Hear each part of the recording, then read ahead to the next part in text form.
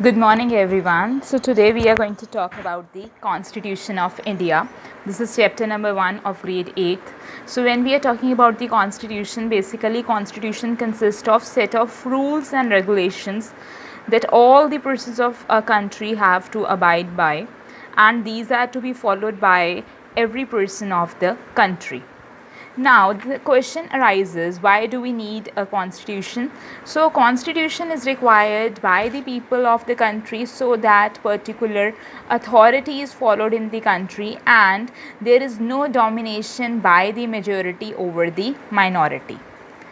And secondly, it also helps us to protect against the certain decisions that could have a negative impact. Now talking about this preamble, these are the key features of Indian constitution. First one is the federalism. When I'm talking about the federalism, it is that there is more than one level of government in the country.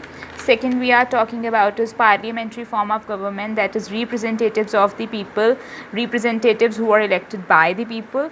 Third, we are talking about separation of powers. There are three organs of the government: legislature, executive and the judiciary. Legislative are the elected representatives, executive is the who implement the laws, and judiciary basically consists of the courts of a country. It could be at the three levels. Now, next thing we have with us is fundamental rights. So when we are talking about the fundamental rights, there are 6 fundamental rights. First is right to equality, second is right to freedom, third is right against exploitation, fourth is right to freedom of religion, means practice or profess any religion. Fifth one is cultural and educational rights are there.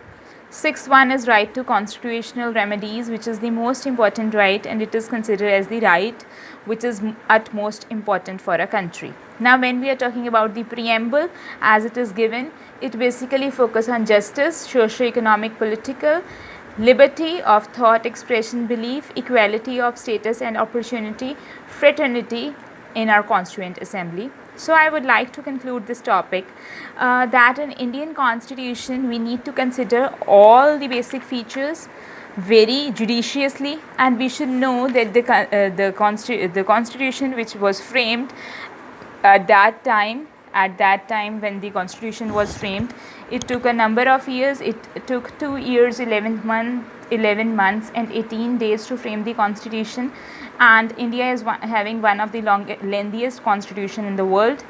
And I would like to add to your further knowledge that the first PM of India was Mr. Jawaharlal Nehru, and first President of India was Dr. Rajendra Prasad. With this I conclude. Thank you so much. Thank you all.